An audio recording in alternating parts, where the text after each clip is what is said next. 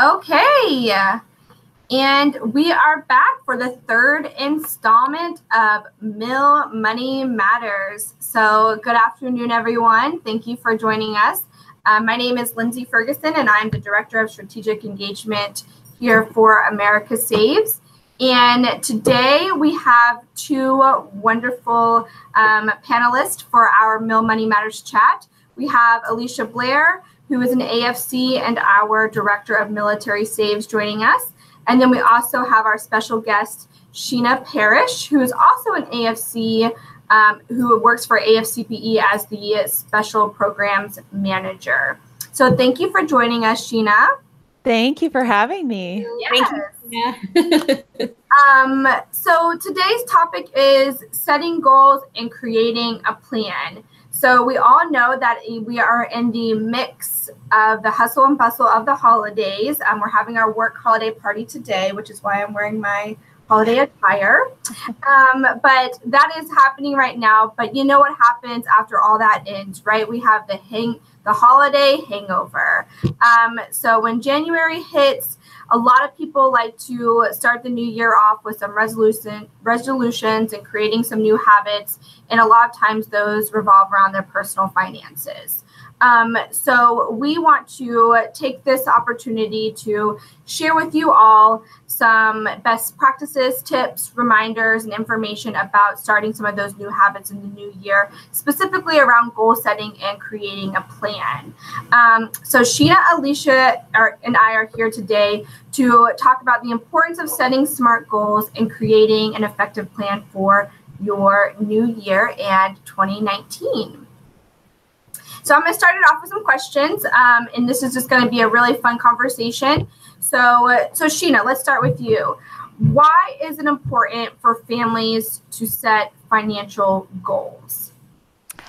I think, for a lot of people, there's just the new year is a time of reflection. We look back on the previous year and kind of think about the things we could have done better and what we'd like to change in the new year. And I think that financial goal setting is something that can really pertain to anybody. Finances touches all of our lives in some way. So the new year is a great time to think about what sorts of changes you'd like to make, and gives you a little bit of direction about where you want to go and what you want to do and how you want to get there. Absolutely, Sheena. I think that without setting goals as a family, you really have no idea where you want to go.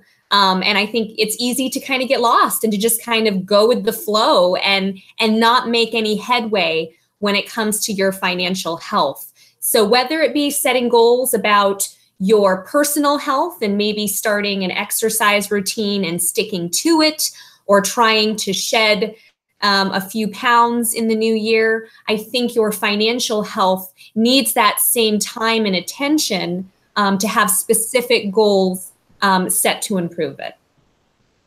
Yeah, good. And I think that's the hardest part, is actually just sitting down and starting to set these goals. So with that in mind, can either one of you share like how somebody would, they made their decision, they want to start something new in the new year, but like I said, the hardest part is actually sitting down and setting those goals. Do you have any recommendations on how people can establish some goals for the new year?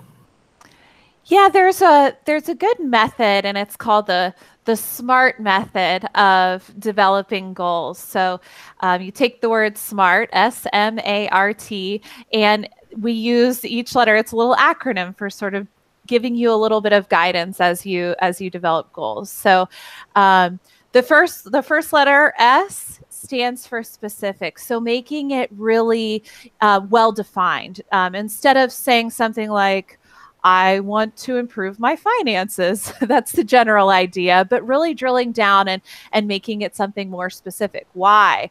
What do you want to achieve? So kind of just drilling down into the topic a little bit more deeply.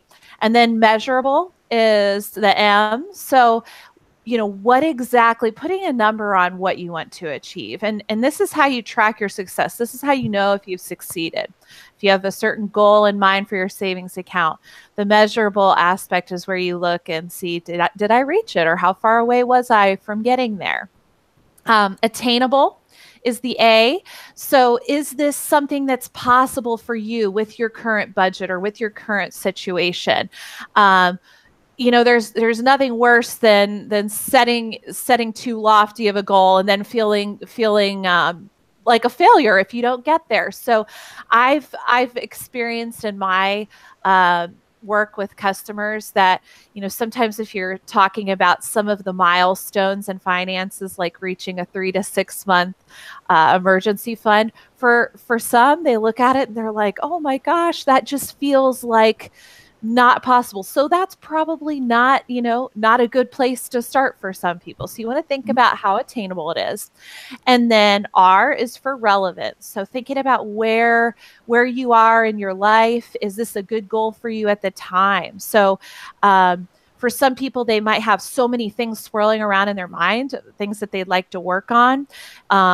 So sometimes it's best to kind of figure out what's the most relevant goal for you at this stage. What are you ready for right now? And then timely is the T. So giving yourself deadlines and sort of mile markers to know, you know, how to be able to track your progress and see how you're doing. Giving yourself those timelines really kind of helps put you into action. Mm-hmm. Absolutely. And then I would say that visiting americasaves.org or militarysaves.org if you are a military member or a family member, and really think about taking the Military Saves Pledge or the America Saves Pledge to help you set those goals, because it is a savings tool where you can set specific SMART goals. And then you also have the savings tool incorporated in that, where you can select the amount that you want to save and for how long. And it gives you a full idea of what this goal is going to look like and how much you would have saved at the end of a period of time. So I would, again, I'd kind of be remiss if I didn't suggest that our viewers visit americasaves.org or militarysaves.org and take the pledge, which is really a savings tool to help them set SMART goals and to set a savings plan. Yeah, those things are really important because, like we said, the hardest thing is actually sit down and write it down, because if it's not written down, then you're not going to do it. You know, I struggle with that all the time. That's right. Like trying to do an exercise and diet routine. So writing it down, I think, is the first step, and having something structured like those SMART goals is really helpful in writing it down. So thank you for sharing that. And I also think, Lindsay, that when we, on the militarysaves.org, when you take the pledge, that is kind of part of writing it out. And there is you know, I know studies have shown that if you write something down and you commit to it, you're more likely to achieve that goal. And then the great thing is, once you take that pledge, then you're put into our queue to receive these gentle nudges and reminders throughout the year to help you stay on track with your savings goal. Yep. And I'll just add on to that, you know, receiving those reminders, that's an awesome way to keep you on track. But then another way is talk to your family and friends about some of the things that you want to work on, and kind of engage the other people in your life, especially, you know, if you're sharing your finances, you know, if you're married or, you know, you're combining finances in some way. Certainly helps to be on the same page and kind of sharing some of the goals and working together. And to be held accountable. Yes. Yeah. That's important.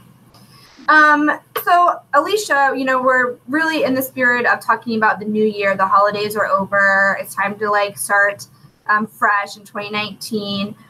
What do you think are some of the top savings goals that families or individuals who really want to take a deeper dive at their personal finances should start with in 2019? What are some of those top goals? Sure. So I think there's a handful of them. I think emergency savings should be at the top of anyone's list, to have adequate emergency savings. But something that's coming up really fast is the tax season, right?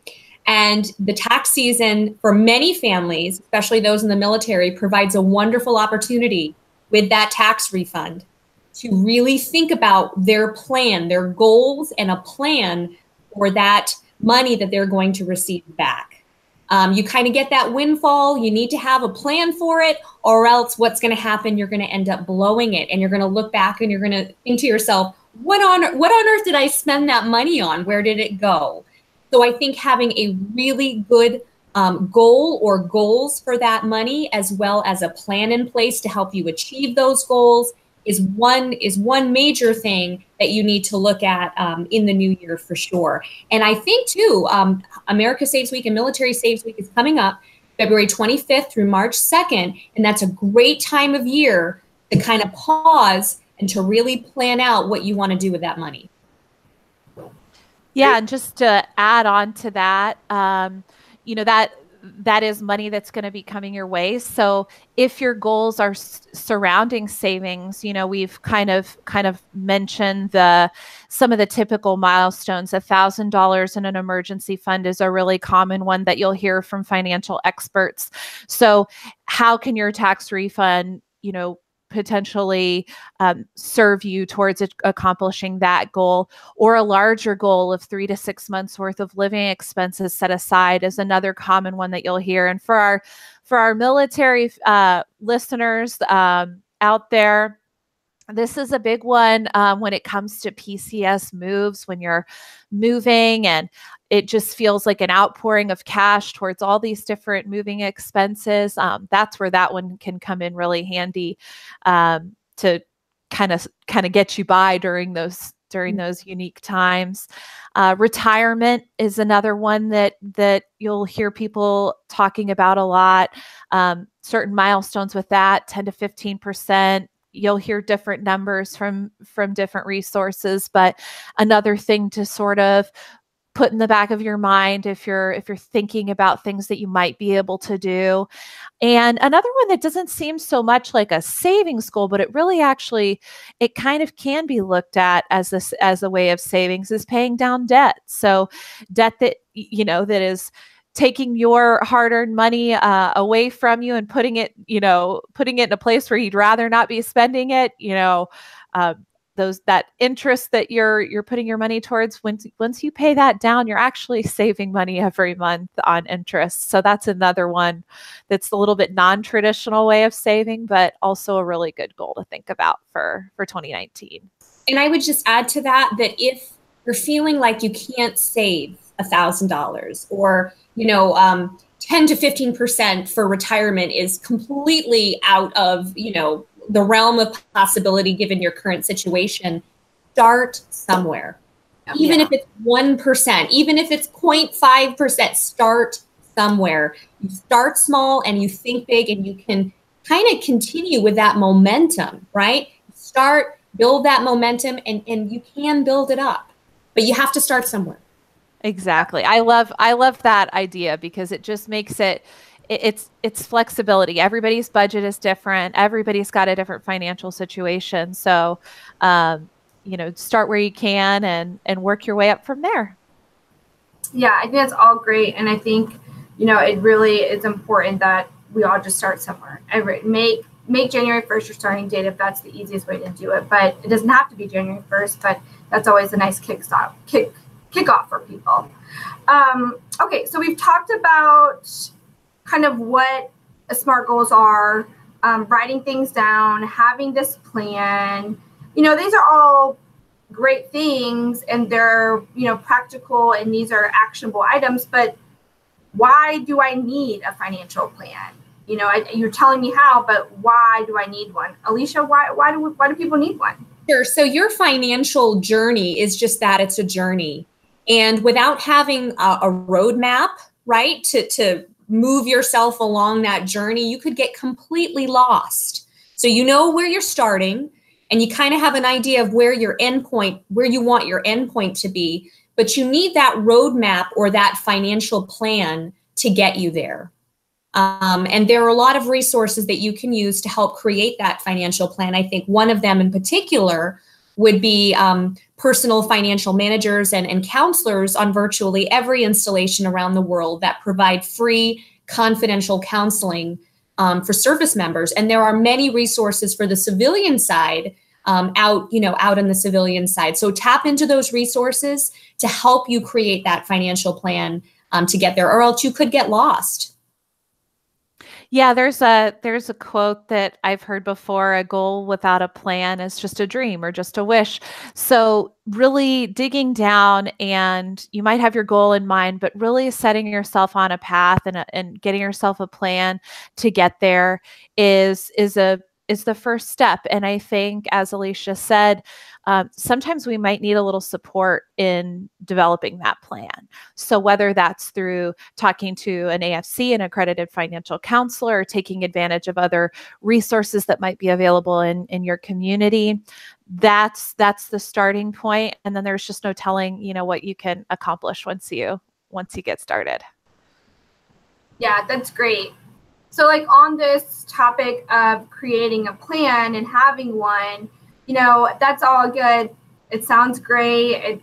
We're pumped, we're ready to do it. But are there any tips or ways that we can be effective with these plans and actually see some impact after all the hard work and planning we've done? Sheena, do you have any advice there? Yeah, I think the first step is really knowing where your money is going and developing a spending plan. I kind of like the term spending plan because a lot of people sort of shy away from the term budget because it feels restrictive or like you have to give up something. A spending plan is kind of the way I prefer to look at it, really just looking at where your money is going and in the spirit of looking back on 2018 and kind of looking at your past, redirecting your money to where you'd rather have it go. So you have choices in many of your expenses. Do you want to continue putting your money in certain places, and how would you like to reroute it? So I think the spending plan is the first step. Sitting down, taking a look at where your money has been going, and then figuring out, are there any areas that you'd like to change that would more closely align with what your goals and values are?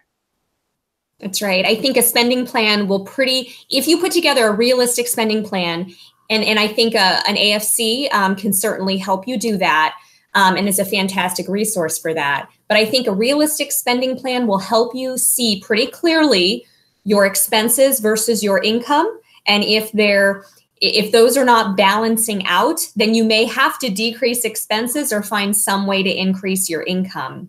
But the spending plan will really help you get an idea of where you are in that whole picture. And again, personal financial managers and counselors are available on installations all over the world. Many of them are AFCs, and they can help service members and their families free of charge with kind of helping them pull together that spending plan to see what areas need to be adjusted. Yep, exactly. Okay, ladies, I'm going to hit you guys up with a double question.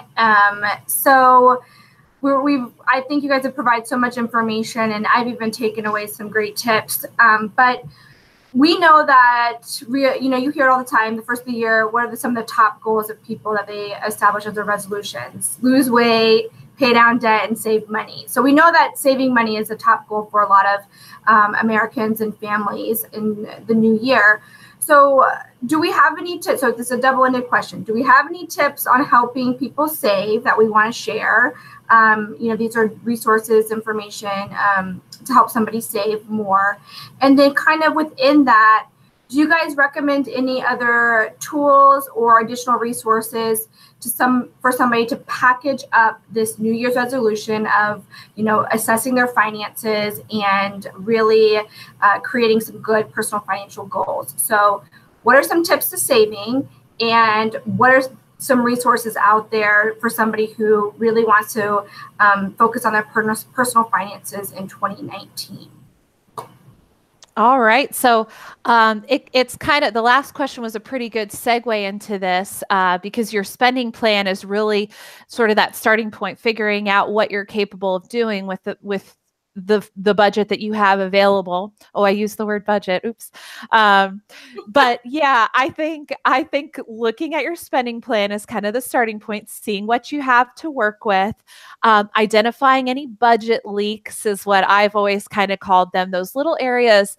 A lot of people think that maybe some of the some of the problems that might take place with our spending plans, or these really big glaring issues, a lot of times it's just those little things that add up that are hardly noticeable until you sit back and take a really detailed look at it. So identify those budget leaks is a really helpful tip, I think. And I think another thing is to reverse the way that you kind of see yourself in the scope of your finances. So a lot of people might have all their expenses go out, pay whatever they need to pay, but also things like entertainment might come out, and eating out, all those little things. And then at the end of the month, if there's anything left, then they might consider themselves as worthy of getting a chunk of that paycheck into their savings. And I challenge people to sort of reverse that, pay yourself first. And, then you've got yourself taken care of right at the beginning of the month. There's also a lot of really good resources that are available out now with certain apps and even banks that offer basically like an automated saving roundup option. So if you make a purchase, they round it up and put your money into savings for you. That's a great one. And then just cutting down on some of your bills wherever you can, if that means cutting out cable and getting a cheaper option, buying generic brands, having your morning coffee at home instead of, out at a coffee shop. Little things like that can actually make a really big difference. And then some resources. There's so much out there now that you can read, that you can watch, so many ways to educate yourself, whether it's going to the AFCPE website, afcpe.org, talking to an AFC, reading articles, USAA Educational Foundation has a lot of great info, saveandinvest.org, CFPB, there's so much good information. Yeah, absolutely. Just to go along with that idea of pay yourself first, one of the easiest ways to do that is to save automatically.